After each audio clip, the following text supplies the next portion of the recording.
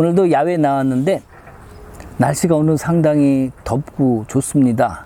그래서 저도 양복을 입었다가 죄송하지만 이렇게 양복을 벗었습니다. 그리고 반팔 차림으로 옷을 갈아입었습니다. 양해해 주시기 바랍니다. 그래서 야외에서 또 이렇게 함께 나누는 시간도 우리에겐 귀한 시간인 줄 압니다. 갈라디아서 오늘은 3장 6절에서부터 14절의 말씀을 함께 나누며 나아가겠습니다. 6절부터 봅니다. 아브라함이 하나님을 믿음에 그것을 그에게 의로 정하셨다 함과 같으니라. 그런즉 믿음으로 말미암은 자들은 아브라함의 자손인 줄 알지어다. 또 하나님이 이방을 믿음으로 말미암아 의로 정하실 것을 성경이 미리 알고 먼저 아브라함에게 복음을 전하되 모든 이방인이 너로 말미암아 복을 받으리라 하였느니라. 그러므로 믿음으로 말미암은 자는 믿음이 있는 아브라함과 함께 복을 받으니라. 무릇 율법 행위에 속한 자들은 저주 아래 있나니 기록된 바 누구든지 율법 책에 기록된 대로 모든 일을 항상 행하지 아니하는 자는 저주 아래 있는 자라 하였음이라. 또 하나님 앞에서 아무도 율법으로 말미암아 의롭게 되지 못할 것이 분명하니 이는 의인은 믿음으로 살리라 하였음이라. 율법은 믿음에서 난 것이 아니니 율법을 행하는 자는 그 가운데서 살리라 하였느니라. 그리스도께서 우리를 위하여 저주를 받은 바 되사 율법의 저주에서 우리를 속량하셨으니 기록된 바 나무에 달린 자마다 저주 아래 있는 자라 하였습니다. 이는 그리스도 예수 안에서 아브라함의 복이 이방인에게 미치게 하고 또 우리로 하여금 믿음으로 말미암아 성령의 약속을 받게 하려 함이라. 성령의 약속을 받으라. 예, 우리 하나님께서 우리에게 성령의 약속을 받게 하시기 위해서 우리에게 예수 그리스도를 통해서 우리에게 오셨음을 우리가 압니다. 오늘도 하나님은 우리에게 하늘의 신령한 복과 이 땅의 기름진 복을 다 받기를 원하십니다. 그러나 그 복을 받는다는 것은 결국엔 내가 성령과 하나 돼야만이 하늘에서 오는 복을 받을 수 있습니다. 내가 이 땅에 소망을 둔다면 결코 하늘에서 주시는 그 하늘의 축복을 다 받을 수 없을 것입니다. 오늘 갈라디아서 말씀을 통해서 우리가 여기 성령의 약속을 받으라, 마지막 14절에 말씀하신 것처럼 믿음으로 말미암아 성령의 약속을 받으라는 거죠. 자, 그러면 성령의 약속을 받기 위해서 해야 되는 전제 조건들이 있습니다. 그러한 것들을 오늘 말씀 속에서 주시지 않았나 생각합니다. 우리가 먼저 이전에 공부했던 것을 한번 복습해 봅시다. 여기 지금 3장에 나와 있는데 지금 3장 1절에 뭐라고 말씀하셨냐면은 3장 1절에 어리석은 자라고 말씀하셨죠? 어리석은 자. 자, 그러면 어리석은 자라는 그렇게 말씀하신 이유가 2장에 나와 있었습니다. 바로 뭡니까? 율법으로 행한 것에 대해서 율법으로 가면은 외식하면 결국엔 너희는 어리석은 자다. 어리석은 자라는 것은 결국엔 하나님이 주신 복음 가운데 서지 못했기 때문에 너희들은 어리석은 길에 가 있다라는 또한 말씀이 됩니다. 자, 그렇다면 이 이전에 2장에서 말씀하신 것처럼 안디옥 교회에서 베드로가 외식을 했죠. 이방인들과 함께 밥 먹다가 유대인들 온다니까 도망가갖고 자기들끼리 먹었단 말이에요. 거기서 바나바도 따라갔죠. 또 유대인들 다른 사람들도 따라가서 외식을 했다는 모습을 보고 사도 바울이 거기서 야단을 쳤죠. 자, 어쨌든 간에 그 모습을 또한 빗대면서 갈라디아 사람들에게 봐라.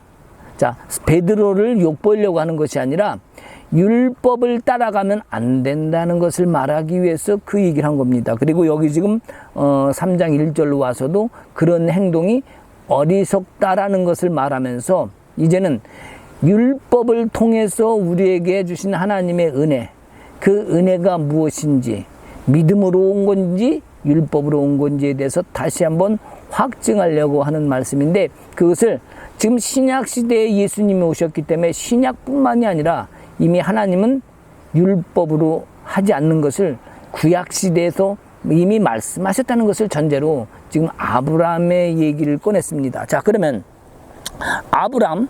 자, 이 아브람이라는 분은, 자, 율법이 생기기 430년 전에 이미 의로움을 얻었다라고 얘기를 합니다. 하나님이. 뭐로? 믿음으로. 믿음으로 의로움을 받았다. 그래서 우리도 지금도 아브라함을 믿음의 조상이라고 여깁니다만, 우리만 그런 것이 아니라 이스라엘 사람들도 자기들의 조상이라고 여깁니다. 그러면 자, 유대인들도 조상이 아브라함이요. 우리 이방인 지금 예수를 믿는 사람도 아브라함이 우리 조상이라고 얘기를 합니다. 마태복음 1장 1절에 보면은 말이죠. 아브라함 그리고 다윗의 자손 예수 그리스도라 이렇게 얘기합니다. 즉 뭡니까? 예수 그리스도가 바로 아브라함, 다윗이 자손 예수라는 것을 얘기하면서 아브라함이 조상이라는 것, 믿음의 조상이라는 것을 동시에 얘기를 해줍니다. 자, 근데 거기 중간에 다윗을 넣죠. 다윗이라는 것은 결국 모세를 통해서 율법을 받은 자들의 살던 그 시대에 율법을 행했던 그 시대를 얘기하는 동시에 같지만 여기서 다윗을 율법으로 얘기하는 건 아닙니다. 다만 뭐냐, 모세 때에 하나님께서 율법을 주심으로 말미암아 너희들이 죄 없다 할까노라, 너희들이 죄가 무엇인지 알기를 깨닫게 하기 위해서 율법을 통해서 주고, 율법을 통해서 또한 그 민족이 다른 길로 가지 않도록 길을 안내하고 온 바로 가게 하기 위해서 율법을 준 것입니다. 자, 그렇다면 이 구약에서도 동일한 방법으로 구원하였다는 것을 증명하기 위해서 지금 아브라함을 지금 얘기하고 있는데, 자, 그러면 이 5절에서 말했던 것처럼, 자, 율법의 행위에서냐 아니면 듣는 믿음에서냐. 자, 그 말씀 하셨단 말이에요. 자, 답은 듣고 믿는 것이다, 믿음이다 라고 5절에 이미 얘기를 했었습니다. 지난 시간에도. 자, 그러면 그 답을 생각해 보면, 믿는 믿음이 답이라고 본다면, 그러면 아브라함도 믿음으로 의롭다함을 받았다는 거죠. 그러면 지금 우리도, 자, 우리는 율법을 안 받았습니다. 유대인들은 율법을, 히브리인들은 받았죠. 그러면 그들은 율법을 지킨다 쳐도, 그러면 안 믿는 우리는 율법을 못 받았는데 그럼 우리는 구원받을 수 없는 것이냐 이거죠. 그렇지 아니하다. 자, 그러면서 지금 아브라함을 끄집어냈습니다. 그래서 자, 여기 6절에 보면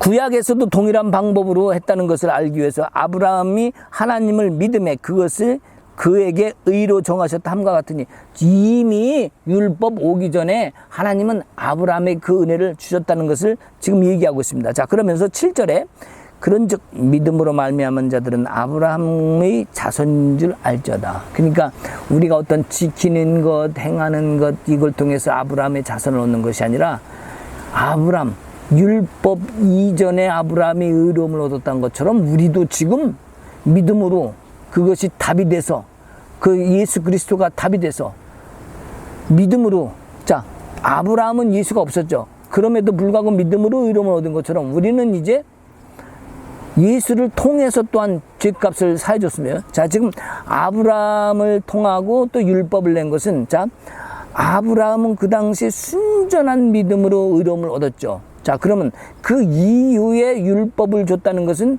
죄인이라는 것을 깨달으라는 얘기였는데, 결국엔 죄인을 깨달음을 통해서 너희들에게도 새로운 예수를 통한 구원의 길을, 구속의 길을 열어주셨다는 말씀을 여기 동시에 하고 있습니다. 여기 7절에 보면 거짓 교사들이 가르친 거 있죠. 이게 뭡니까? 거짓 교사들이 가르쳤던 것, 갈라디아 지방에 아브라함의 믿음과 상관없는, 아브라함의 아들이 너희들도 되려면 너희들도 할례를 받아야 돼, 이렇게 지금 얘기를 했었습니다. 지금 할례에 대한 문제가 지금 계속 지금 핵심이 돼서 나옵니다. 왜 그러냐 하면 그것이 율법이기 때문에, 율법적인 것은 핵심이거든요. 그러니까 유대인들이 유대인이 되기 위해서는 할례를 받아야 되는데, 지금 이들은 누굴 또 끌어왔어요? 아브라함을 끌어왔는데, 이 사람들은 자기의 조상이 아브라함이라고 얘기하면서도 아브라함의 아들이 되려면 할례를 받아야 된다고 또 얘기를 했습니다. 근데 사도 바울이 가르쳐준 것은 아브라함은 믿음으로 의로움을 받았다는 것, 이것도 성경에 실제로 나와 있는 거죠. 그러니까 이것이 아브라함의 아들이 되려면 할례를 받아야 된다, 이것이 거짓 복음이다. 지금 이 얘기를 하는 겁니다. 왠지 아시죠? 율법 받기 전에 이미 의로움을 칭함을 받았으니까, 그러니까 우리가 할례를 받아야 되는 게 아니다. 이 얘기를 동시에 하는 겁니다. 자, 우리가 살면서 우리 도움받기를 원하죠. 어떻게 보면 나의 도움받기 위해서 그것이 목적이 되고 그것이 우선이 된다면, 어떻게 보면 하나님은 나를 함께 하시는 이유가 나는 하나님께 도움받기 위한 거야. 자, 내가 하나님께 가기 위한 방법보다는 난 도움받기 위한 그런 것이 될 수 있는데, 자, 도움은 몰라도, 받을지 몰라도 하나님과 마주대하고 하나님과 교제하고 눈과 눈, 페이스 투 페이스, 아이끼리 얼굴을 마주 보면서 눈을 서로 마주치는 이런 것은 못하지 않겠습니까? 하나님이 만약에 나에게 도움을 주고 나에게 응답해서 도움만 받았다면, 도움은 받을 줄 몰라도 정말 하나님과 교제하는 그러한 일은 안 일어날 거예요. 그래서 우리 주님이 만약에 그렇다면, 도움만 받았다면, 우리 주님이 나를 당신의 신부로, 당신의 사랑하는 자로 여겨야 될 이유가 있을까요? 아마 없을 거예요. 그죠? 야, 너는 어떻게 이렇게 잘생겼냐? 아이고, 눈도 이쁘고, 손톱 미니크는 왜 이렇게 이쁜 걸 발랐어? 아이고, 눈썹도 크고, 머리카락은 아이고, 갈색으로 아주 염색도 잘했네. 너 진짜 이쁘다. 이런 거 가지고 너는 내 신부할게 이럴까요? 우리 하나님은, 우리 주님은 절대 그런 분이 아니시잖아요. 우리 알죠? 그죠? 마음, 혼적이고 육적인 것이 아니라 우리의 영적인 부분을 보시고 영혼의 아름다움, 육과 혼이 아닌 영혼의 아름다움을 보고 우리에게 너는 나의 거룩한 신부다 이렇게 말씀하시지, 한 번도 우리의 육적인 생긴 모습 이런 거 보고 내가 나의 신부야 이렇게 한 적이 성경엔 없습니다. 그래서 우리가 아버지께서 관계하시는 것, 즉 하나님 아버지께서 우리에게 가치를 따지는 건 절대적으로 영혼의 가치다. 우리가 뭔가 행하고 율법을 통해서 행했던 어떤 뭐 할례를 하고 뭐를 하고 이런 것은 육적인 행동이 아니라 하나님이 우리를 바라보시는 가치는 절대적으로 영혼의 가치라는 것. 이것을 잃으면 안 되겠습니다. 그러니까 이것은 영혼의 가치라는 것은 하나님, 내 자신의 내가 원하는, 내가 판단하는 그런 가치가 아니라 하나님께서 받으실 만한 가치. 나를 바라봤을 때, 어우, 저 녀석은 이뻐. 정말 내가 이뻐해지겠어. 정말 내가 봐도 이뻐. 우리가 봐도 왜 영혼이 아름다운 사람들 우리도 보면 있죠. 야, 저 사람은 참 괜찮은 것 같아. 믿음의 사람인 것 같아. 이런 아름다움. 그럼 사람이 볼 때도 그렇다면, 하나님이 그래서 누군가를 볼 때도 그런 아름다움이 있다면 하나님도 그 사람을 가치 있게 보시겠죠. 왜? 하나님께서 받으실 가치가 다르니까, 사랑과 생각과. 그래서 우리가 그런 부분에 대해서 우리가 좀 가치적인 문제에서 볼 필요가 있고, 우리가 뭔가 필요한 것, 원하는 것, 이런 것들은 어떻게 보면 우리 생각이죠. 우리의 판단이죠. 그죠? 그렇기 때문에 내가 필요로 하다고 그래서 하나님이 그것을 귀중히 여긴다. 그런 생각은 어떻게 보면 나의 이기적인 생각이 될 수 있다. 그래서 내가 필요하다는 어떤 생각이 내 생각이 아닌 하나님께서 받으시는 그러한 뜻을 먼저 알고 가는 것이 중요하겠다. 자, 여기 보면 8절에 보면 믿음을 통한 이방인들이 복을 받을 예시에 대해서 얘기하고 있습니다. 자, 제가 이런 얘기했죠. 구약엔 숨겨진 신약에 드러날 것들이 숨겨져 있다. 자, 구약에는 신약의 계시들이 숨겨져 있다고 얘기했죠. 또 신약에는 구약의 약속들이 또한 나타나 있다. 이렇게 얘기를 했습니다. 그래서 우리 8절에 있는 것처럼 또 하나님이 이방을 믿음으로 말미암아 의로 정하실 것을 성경이 미리 알고 아브라함에게 복음을 전하되 모든 이방인이 너로 말미암아 복을 받으리라 하였느니라. 아브라함에게 너희 민족만 복받으라고 하지 않았습니다. 모든 민족, 모든 이가 복받을 거라고 그렇게 얘기를 했어요. 그렇기 때문에 유대인한테 율법을 주기 전에 아브라함에게 이미 하나님은 아시고 그 모든 것을 미리 알려주신 거 아닌가 그런 생각이 들어요. 창세기 12장 3절에 되면 보면 뭐라고 그랬냐면 모든 이방이 너를 인하여 복을 받으리라 이렇게 됐어요. 모든 민족이 너를 인하여 복을 받으리라. 즉 뭐예요? 아브라함을 인하여 복을 받으리라. 즉 뭐예요? 의롭다 믿음. 그러니까 그의 믿음 하나가 좋았기 때문에 하나님 그 믿음 하나를 본 거 아니야. 절대로 율법을 가지고 하지 않았다는 것을 다시 한번 여기서 강조하는 겁니다. 그래서 이 하나님께서는 그러면 아브라함 시대 때 있던 성령과 지금 시대에 있던 성령과 다를까요? 결코 다르지 않습니다. 같은 성령님이에요. 같은 성령님이 그때도 지금도 뭘 보실까요? 그러면 믿음을 본다는 거죠. 결국에는 우리가 먼저 유대인처럼 되어야 된다. 먼저 할례를 받아야 된다. 그러한 율법적인 신앙 행해야 된다. 아니라는 거죠. 아니라는 거죠. 있을 수 없다는 거죠. 그래서 우리가 그런 부분에 대해서 명확히 해를 볼 필요가 있다. 그래서 9절에 보면 그러므로 믿음으로 말미암은 자는 믿음이 있는 아브라함과 함께 복을 받느니라. 똑같은 거예요. 지금 여태 얘기한 거랑 똑같죠. 그죠? 믿음으로 의롭다는 자. 즉 아브라함과 같은 신실한 믿음, 주님을 경외하고 신뢰하는 그 믿음이 있는 자는 아브라함과 함께 복을 받는다. 이 얘기를. 그러니까 동일한 믿음으로 의롭다함을 얻는다. 이 얘기를 지금 여기 지금 하고 계신 것이죠. 자, 10절을 봅시다. 그러면 무릇 율법의 행위에 속한 자들은 저주 아래 있나니 기록된 바 누구든지 율법책에 기록된 대로 모든 일을 항상 행하지 아니하는 자는 저주 아래 있는 자라 하였음이라.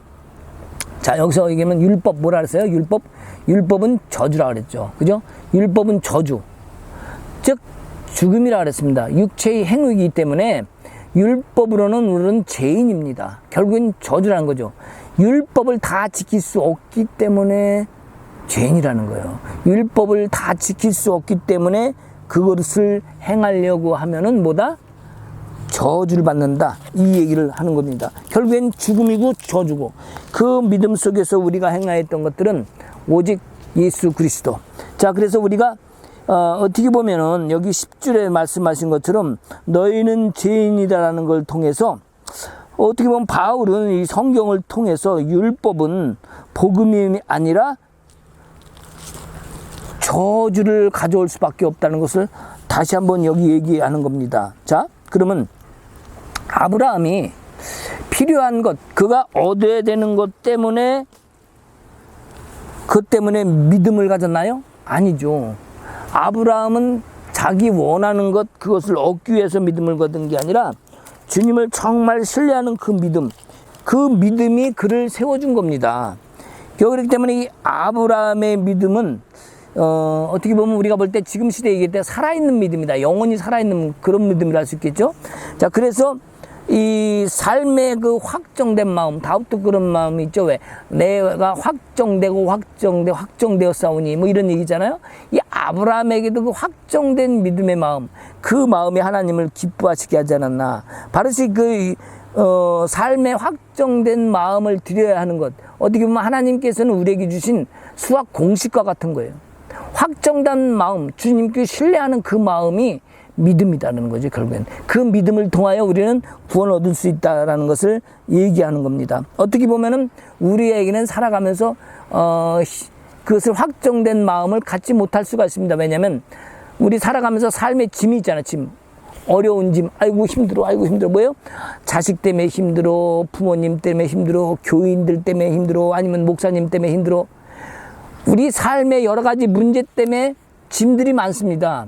그 짐, 어려운 짐들 때문에 힘들 수 있는데 이 당시에도 이스라엘 사람들한테도 짐이 있었어요. 무슨 짐? 바로 율법에 대한 짐, 지켜야 되는 짐, 이런 것들. 그죠? 당시에 이스라엘 사람들한테 분명히 로마 시대에 해방되어야 되는 우리 민족을 살려야 되겠다는 그런 짐도 있었고 당시나 지금이나 짐은 다 있습니다. 자, 그러면 그 당시 율법의 짐, 로마에 해방되었다는 짐, 그런 이스라엘 사람들이 짐이 있었는데, 자, 율법을 다 지킬 수 없다는 거, 결국엔 그 짐을 율법 가지고 풀어낼 수 없다는 거죠. 그렇기 때문에 그건 저주가 되는 거예요. 자, 그러면 지금 시대 우리는 어떤가요? 우리 지금 시대에 우리는 뭐라 그러냐면 우리 주님이 뭐라 그러냐면 수고하고 무거운 짐진 자들아 다 내게로 오라 이런 말씀도 하셨는데 우리에는 어떤 짐이 있어요? 아까도 얘기했죠? 살아가는 짐이 있다니까요. 돈 벌어야 되고요, 자식 잘 교육해야 되고요, 신앙도 잘해야 되고요, 또 선교도 하랍네, 또 또 사명도 감당하라네. 아이고 나 이거 정말 죽겠다. 이거 언제 다야? 시간이 모자라서 못하겠어. 목사님 또 왜 새벽 교회 안 나오냐고 그러죠. 왜 11조 안 해나고 그러죠.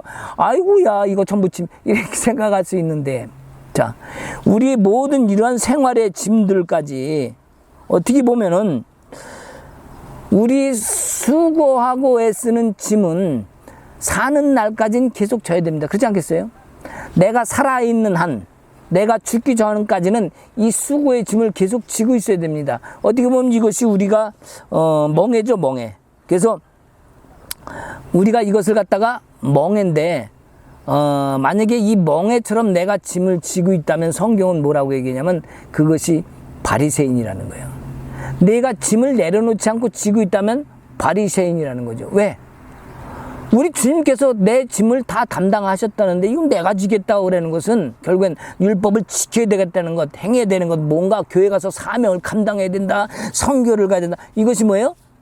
뭔가 해야 하나님이 기뻐하시겠다는 그런 생각 자체가 이것이 율법이에요. 이것이 바라면 신바리새인입니다. 신율법입니다. 우리 하나님은 무엇을 행하고 지키고 이것 이전에 지금 시대도 똑같다는 얘기를 하는 거예요.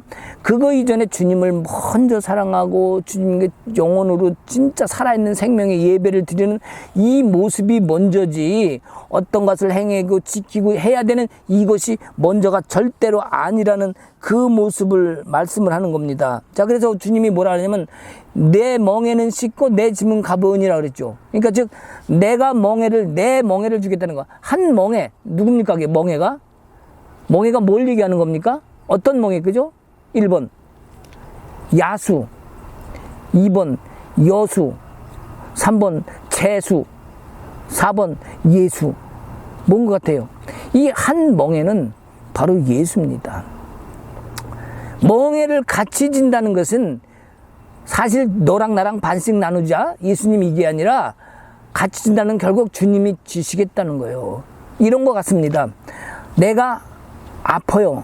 그러면 주님이 나를 업고 가십니다. 자, 모래사장밭을 쭉 걸어갑니다. 분명히 두 사람이 갑니다. 나와 예수님이 같이 가죠. 근데 우리 주님이 나를 업고 가셔요. 발자국은 두 개밖에 없죠. 누구 거? 예수님. 자, 이거 똑같은 거예요. 분명히 멍에를 같이 졌는데 두 사람이 가는데 발자국은 두 개밖에 없다. 즉 뭐예요? 예수님이 담당하셨다는 거죠. 예수님이 책임지신다는 것과 똑같습니다. 이 멍에라는 거, 그래서 같이 진다는 게 같이 나눠지다는 게 아니라 주님이 담당하시겠다, 이 말씀과 똑같습니다. 그래서 우리가 지금 여기서 말씀하신 것 같이 율법, 이 율법의 가치 또 복음의 가치는 결코 예수 그리스도를 빼놓고는 할 수 없다. 즉 예수님의 가치는 우리 것을 담당하셨기에 더 가치가 있는 거예요. 또 우리도 우리의 가치는 율법으로 아직 억눌린 짐을 가득 진 그러한 가치가 아니라 해방된 가치, 자유함을 얻은 가치, 여기에 가치 속에 우리가 있다. 이것을 우리가 명확하게 해야 될 것입니다. 우리가 여기 10절에 보면 말이죠. 아까도 말씀드린 것처럼 모든 일을 항상 행하지 아니하는 자는 저주 아래 있는 자라. 결국엔 너희는 죄인이다 이거죠. 죄인. 그래서 율법을 범한 자들이 아니라 율법의 행위에 속한 자들이라고 말하고 있다는 거죠. 그래서 바울은 이 성경을 통해서 율법은 복이 아니라 저주밖에 가져갈 수밖에 없다. 그러니까 거길 내려놔라. 그걸 내려놔라는 얘기예요. 어떻게 보면은 모세오경에 있는 그 율법이 한 600개가 된다 그러죠. 자, 이 600개가 되는 이 율법을 우리가 무슨 수로 다 지킬 거예요. 그러니까 그것을 우리 내려놔야 됩니다. 아멘. 자, 그러면 여기 11절에 보면 또 하나님 앞에서 아무도 율법으로 말미암아 의롭게 되지 못할 것이 분명하니 이는 의인으로 믿음으로 살리라 하였느니라. 자, 여기 지금 하박국에 있는 말씀을, 하박국 2장 4절에 있는 말씀을 가져왔죠. 의인은 믿음으로 살리라 하였느니라. 자, 의인은 믿음으로 살리라. 이 하박국에 있는, 즉 구약에 있는 선지자도 지금 이렇게 얘기를, 하박국 선지자도 얘기를 했습니다. 자, 그것만입니까? 12절에 뭐라고 되어 있냐면, 율법은 믿음에서 난 것이 아니니 율법을 행하는 자는 그 가운데서 살리라 하였느니라. 여기 뭐냐면 레위기의 말씀을 또 갖고 왔어요. 레위기 18장 5절에 있는 말씀. 율법을 행하는 자는 그 가운데서 살리라 하였느니라. 자, 11절과 12절을 보면은 뭡니까? 살리라. 12절에도 살리라 했어요. 근데 이 11절에 있는 살리라는 의인은 믿음으로 살리라라는 거고, 12절에 있는 살리라는 것은 율법을 행하는 자는 그 가운데 살리라. 지금 율법으로 산다는 거예요. 그러니까 12절에 산다는 것은 사는 게 아니라 율법에서 살기 때문에 죽는다, 이 얘기를 하는 겁니다. 11절과 12절의 대조적인 관계를 지금 얘기하고 있어요. 그래서 여기 신학적인 원리, 이상적인 것 같지만, 율법을 지키는 건 이상적인 것 같고 좋은 것 같지만 결국에 뭐예요? 율법 가지고 이룰 수 없다는 거죠. 율법 가지고 다 할 수 없다는 거죠. 율법은 결국 죽음이라는 거예요. 죽을 수밖에 없다는 거예요. 그래서 율법을 행하는 자는 그 가운데서 살리라는 것은 이것을 그렇게 산다는 것이 아니라 부정하는 것, 즉 죽는다, 이 얘기를 하고 있는 겁니다. 자, 그러면 율법은, 자, 행하라. 자, 율법은 행하라는 거, 행하라는 거. 그러면 은혜, 주님의 은혜는 뭡니까? 행하랍니까? 믿어라죠, 믿어라. 자, 행하라. 율법은 행하라. 그리하면 살리라.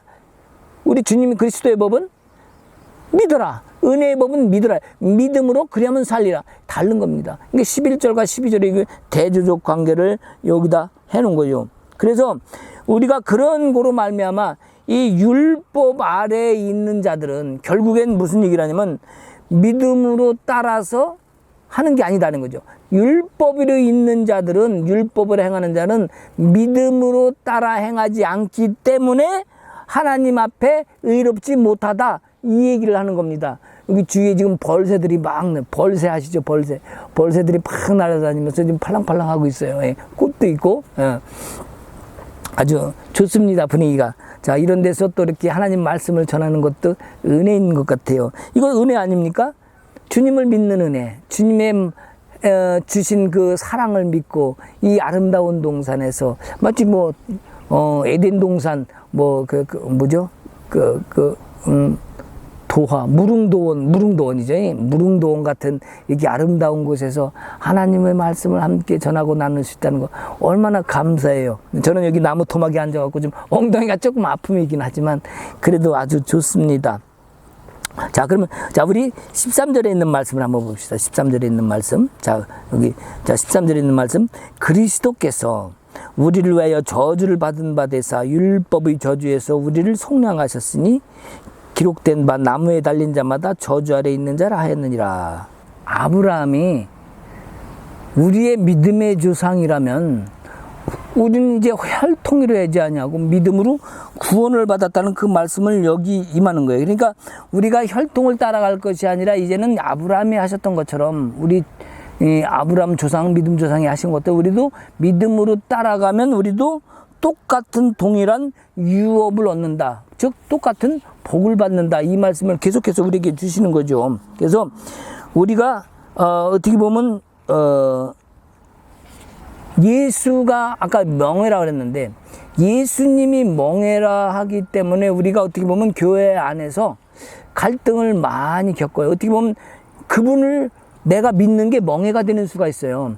오히려 그분을 믿음으로 자유함을 얻고 기쁨을 얻어야 되는데 예수를 믿으니까 이것도 하지 말라 저것도 하지 말라.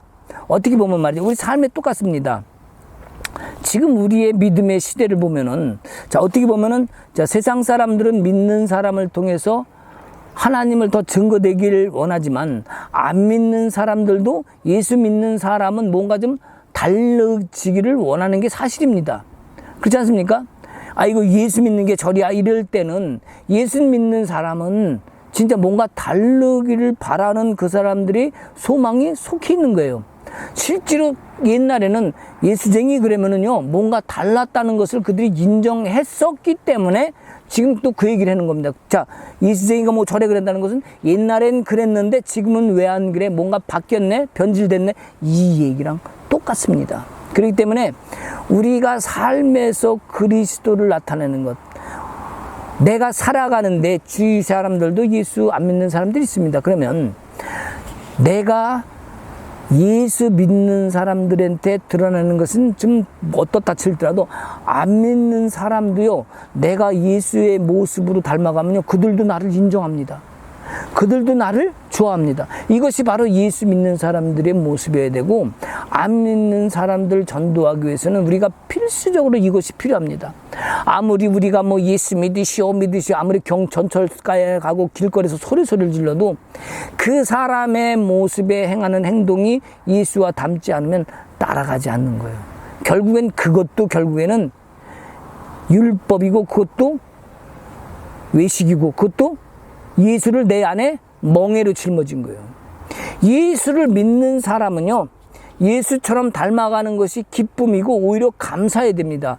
기쁨으로 고통도 기꺼이 당할 수 있어야 되고요, 어려움도 충분히 이겨낼 수 있는 힘이 바로 예수를 믿는 믿음에서 와야 됩니다. 그래야 예수쟁이라는 달러 이런 소리를 듣는 거예요. 그래야 전도도 가능합니다. 우리가 시대가 참 힘든 세대에 살고 있지만 우리가 예수의 복을 받으려면 세상 사람들과 분명히 구분돼야 된다. 절대로 같아서는 안 되겠다. 이런 생각을 해봅니다. 자, 13절에 그리스도께서 우리를 저주를 받은다. 자, 그리스도께서 이렇게 힘들고 어려웠던 일을 했었는데, 자, 예수님께서 우리에게 구속이라는 건 뭐예요?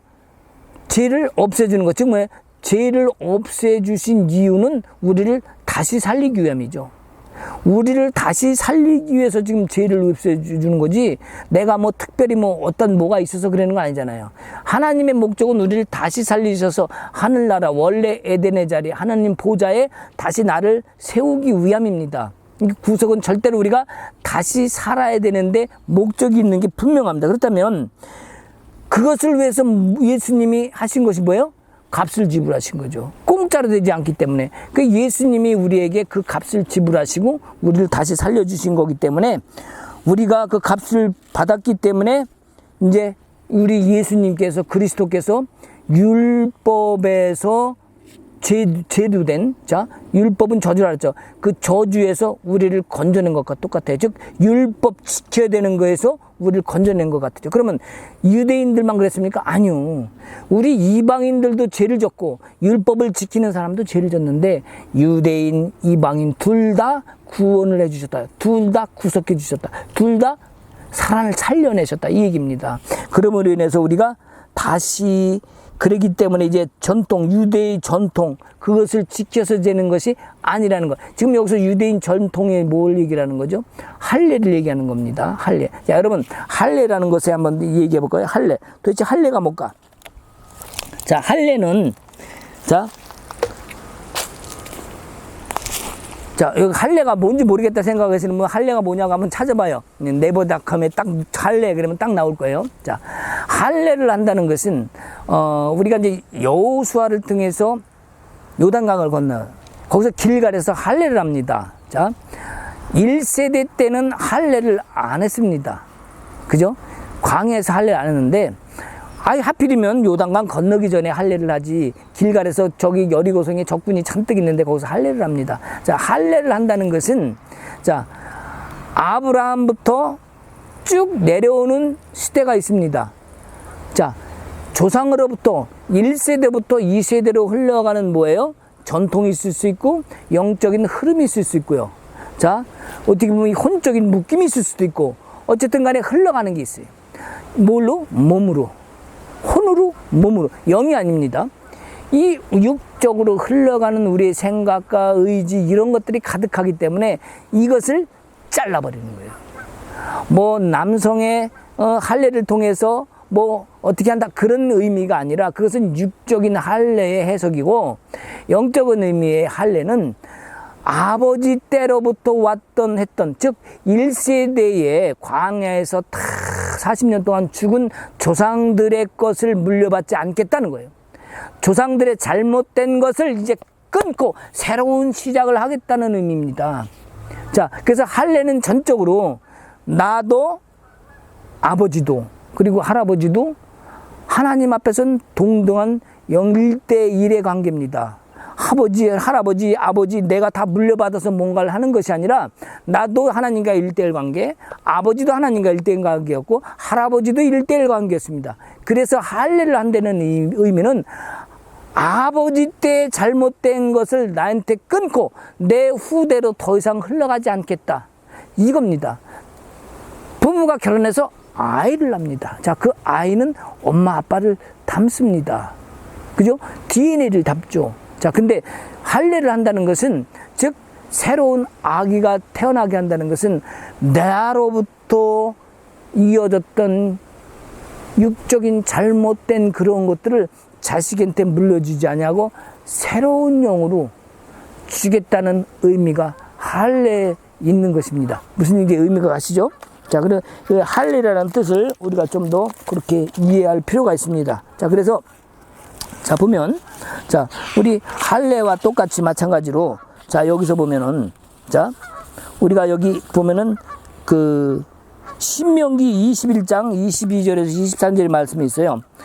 자, 신명기 21장 22절 23절 23절 사람이 만일 죽을 죄를 범함으로 내가 그를 위하여 나무 위에 달리거든 그 시체를 나무 위에 밤새도록 두지 말고 그 날에 장사하여 내 하나님 여호와께서 내게 기업으로 주시는 땅을 더럽히지 말라. 나무에 달린 자는 하나님께 저주를 받았습니다. 자, 신명기의 말씀에 이미 나무에 달린 이 저주에 받는 것을 얘기합니다. 그래서 제가 지난 시간에도 얘기했지만 십자가는 저주를 얘기합니다. 나무 십자가는 죽음을 얘기합니다. 그게 좋은 게 아닙니다. 자, 근데 그 죽은 나무의 저주에 달린 십자가, 자, 그 아래에 있다는 것은 여기 뭐라요? 뭐라 그랬어요? 네가 저기 그 시체를 나무 위에 밤새도록 두지 말고 내리라는 거예요. 십자가에 시체를 두지 말고 내리라는 거예요. 즉 십자가 아래 두라는 거죠. 즉 예수 그리스도께서 십자가에 달리셨지만 다시 부활하시고 살아나셨기 때문에 이제는 십자가에 매달아 놓지 말라는 얘기입니다. 그래서 저는 이제 그저께인가 지난 시간도 얘기했죠. 캐톨릭의 십자가는 예수님이 매달려 있습니다. 개신교의 십자가는 예수님이 없습니다. 그냥 십자가만 있죠. 자, 십자가를 그 아래 내려놓은 겁니다. 지금 뭐예요? 다시 살아나신 거죠. 지금 여기 신명기에도 그 말씀을 야, 예수님이 하실 말씀을 미리 계시해 주셨구나 이 생각이 듭니다. 그래서 이 나무에 달린 자는 하나님께 저주를 받았다는 건데 결국에는 무슨 얘기입니까? 하늘과 땅 모두에게 버림받았다는 거죠. 우리 예수님도 십자가에 달리셨다는 거 뭐예요? 하나님으로부터 버림받았고 사람으로부터 버림받았습니다.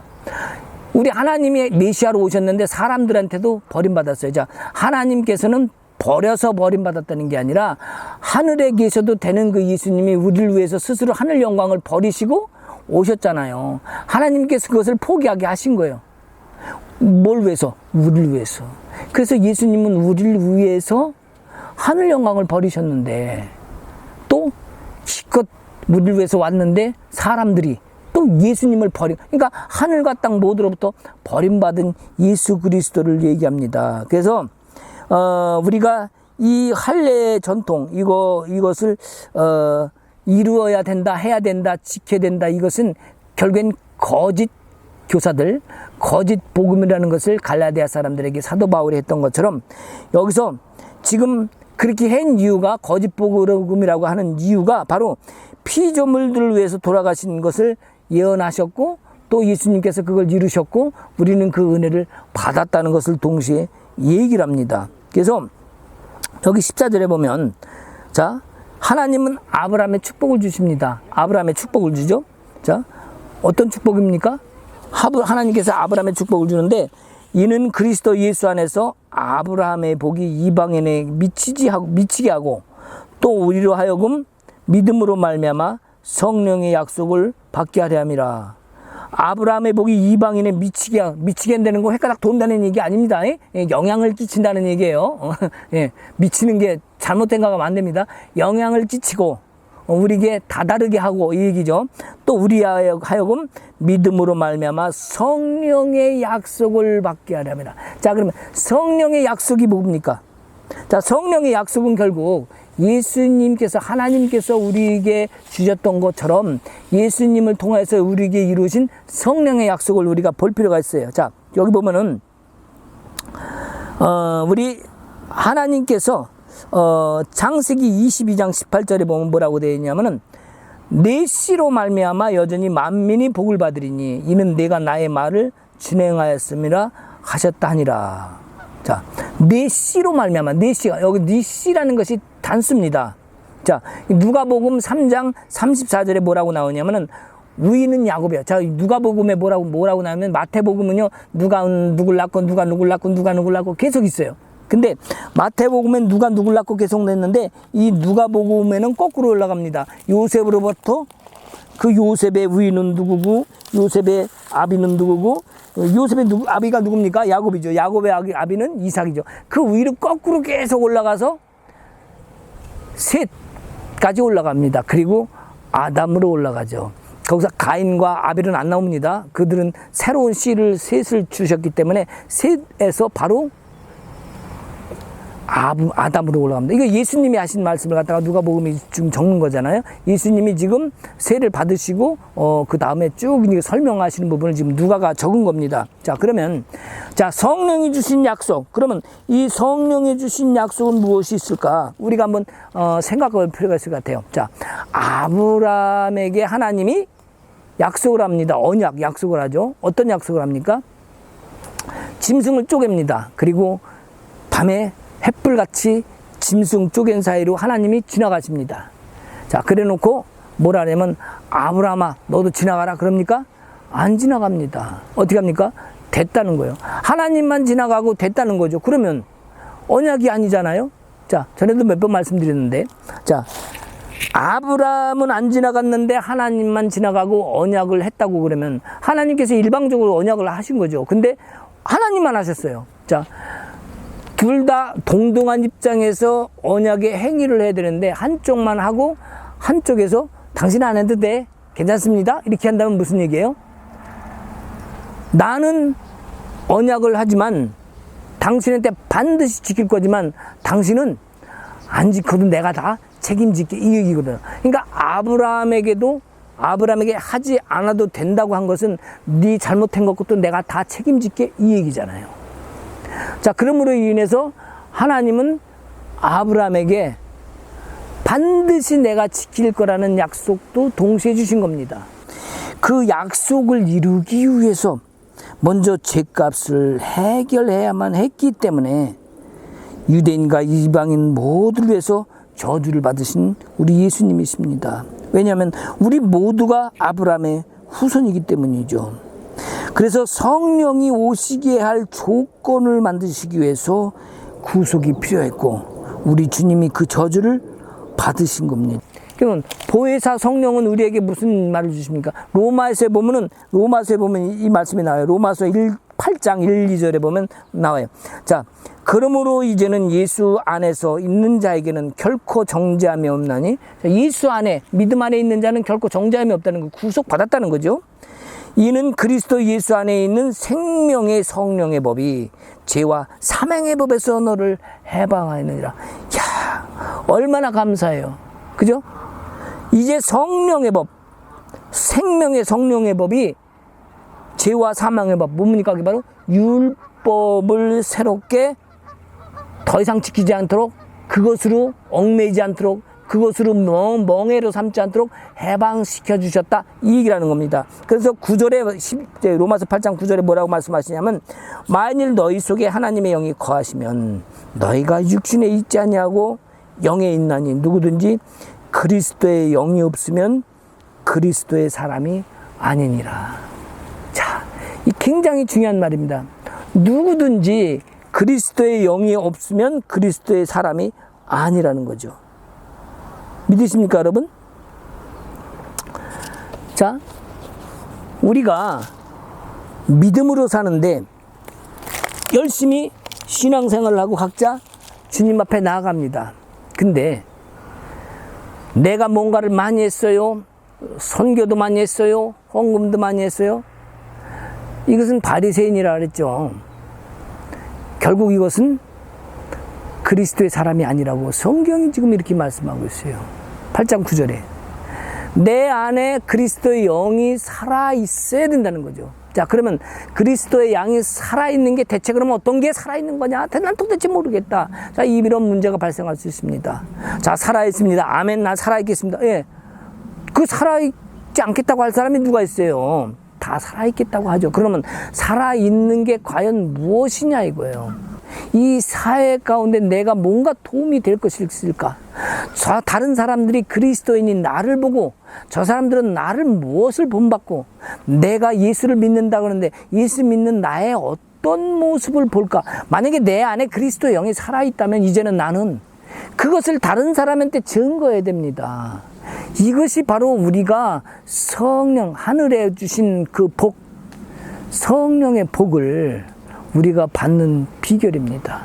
이걸 놔두고 남들만 판단하고 정지해서 받을 복이 아닙니다. 성령은 절대적으로 우리를 바꿔놓으십니다. 그리스도의 영은 우리를 성령을 통하여 자꾸 하나씩 가게 하십니다. 어디로?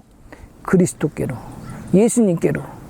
그 법에 속한 자를 준행하는 자의 모습으로 가게 합니다. 이것이 진정한 우리가 해야 될 일이고 가야 할 일입니다. 이제 더 이상 그 어떤 모습이 있다 할지라도 우리는 예수 그리스도를 바라봐야 됩니다. 여기 갈라디아 지방에 있는 사람들이 더 이상 어떤 율법적으로 가는 그런 부분에서 이제 해방되기를 원하시는 사도 바울의 그 고백과 주장처럼 우리도 지금 이 시대 똑같습니다. 우리도 사도 바울께서 말씀하신 것처럼 이제는 그리스도의 법 안에서 내 안에 그리스도의 영이 살아있어서 나를 증거할 수 있는, 그래서 그 사람들이, 안 믿는 사람들이 나를 보고 아, 저 사람을 보니까 예수가 진짜 있는 것 같아, 저 사람을 보니까 예수 믿어야 될 것 같아, 이러한 것들이 될 수 있게끔 먼저 그리스도인들이 먼저 서야 되겠다는 것을 바라봐야 되겠습니다.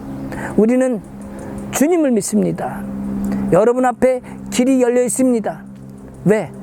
주님 그리스도가 내 영이 내 안에 계시기 때문에 여러분의 눈이 열릴 것입니다. 왜요? 내 안에 그리스도가 계시기 때문에 여러분 앞에 복을 받으실 것입니다. 왜요? 그리스도께서 나를 아시고 나를 기뻐 받으시기 때문에.